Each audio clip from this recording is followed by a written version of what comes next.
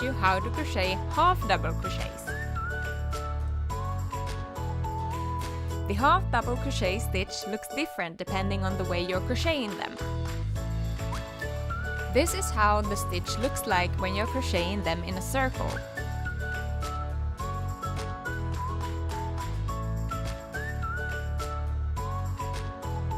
And this is how they look like when you are crocheting them back and forth.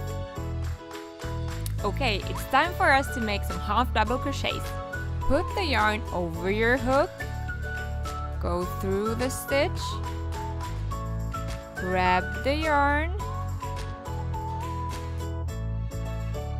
yarn over and pull the yarn through all the 3 loops on your hook.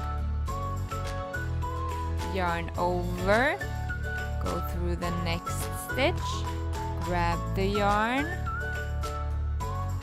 yarn over and pull through.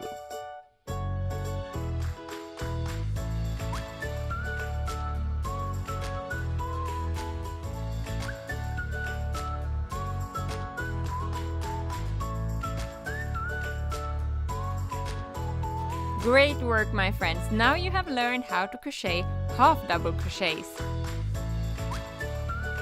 Good luck with your projects and happy green crocheting!